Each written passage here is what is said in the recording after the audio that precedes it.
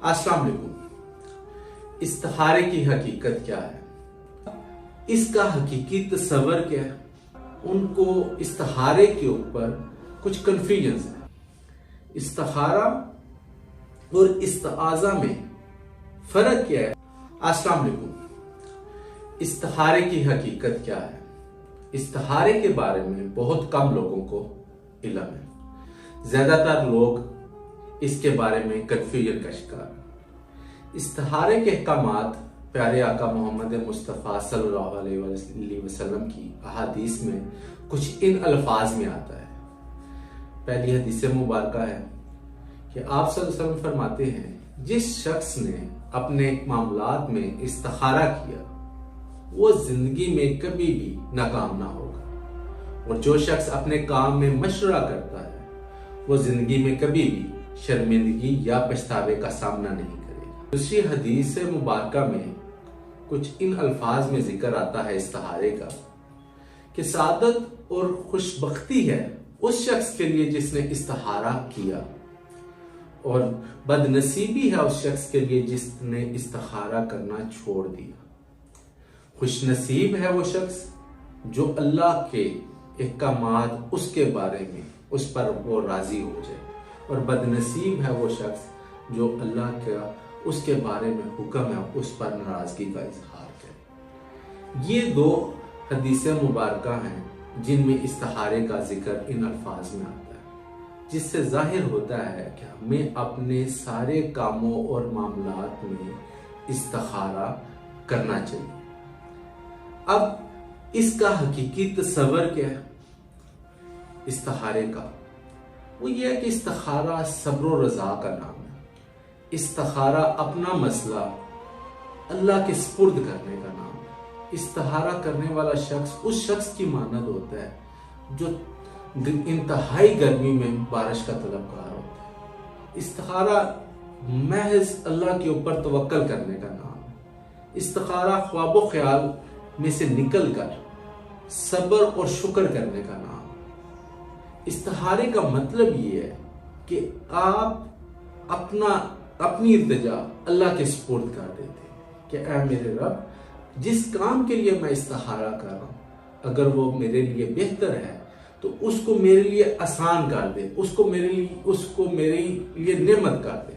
अगर उसमें मेरे लिए कुछ शर है, कुछ बुराई है, तो उसको मुझसे दूर कर दे। ये इस्तिखारे का मतलब है। इसी हवाले से अब हमारे लोग कुछ कन्फ्यूजन का शिकार हो जाते हैं। उनको इस्तिखारे के ऊपर कुछ कन्फ्यूजन है। वो क्या सोचते हैं, वो सोचते हैं कि शायद इस्तिखारा करेंगे तो रात में कोई ख्वाब आ जाएगा, कोई अनहोना वाकया हो जाएगा, कोई ऐसी चीज एकदम से उमड़ के आ जाएगी। इस्तिखारा ख्वाबो ख्याल की दुनिया से निकलकर हकीकत को देखने का नाम है। इस्तिखारा अपना मसला अल्लाह के सुपुर्द करके उसके बाद सब्र से उसका इंतजार करने का नाम है। इसी हवाले से एक आयत मुबारक सूरत बकरा की, जिसमें रब ताला फरमाते हैं कि मुमकिन है कि किसी चीज से तुम नफरत करते हो और वह तुम्हारे लिए बेहतर हो, और मुमकिन है किसी चीज से तुम मोहब्बत करते हो लेकिन वह तुम्हारे लिए नुकसानदेह हो।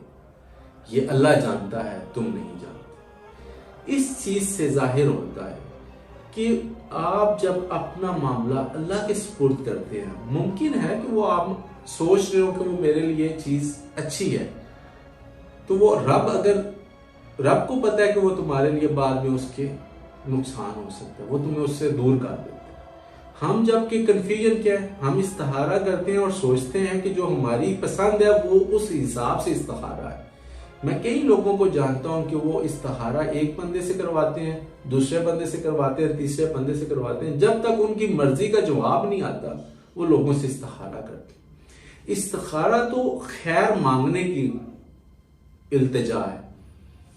इस्तिखारा और इस्तिआज़ा में फर्क क्या है ये आपको मैं बताता जाऊं। इस्तिखारा का मतलब है कि हर चीज में अल्लाह ताला से खैर की मदद मांगना। इस्तिआज़ा का मतलब है کہ کسی بھی چیز کا شر ہے اس میں اللہ تعالیٰ کی پناہ مانگنا۔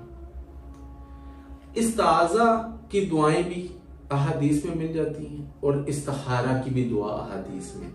استعاذہ کی معوذتین، سورۃ فلق، سورۃ ناس اور بھی کئی دعائیں ہیں۔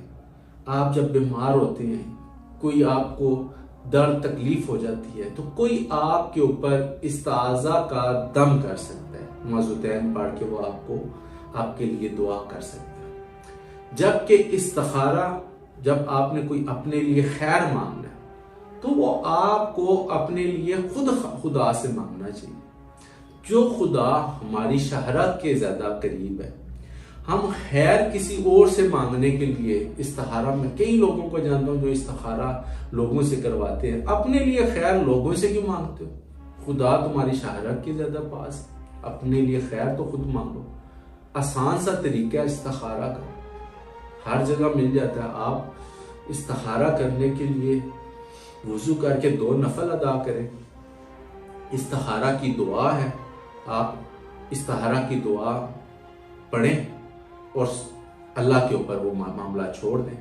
اگر وہ تمہارے لیے بہتر ہوا تو وہ تمہارے لیے اس معاملے میں آسانی پیدا کر دے گا اور تمہیں وہ نزدیک کر دے گا۔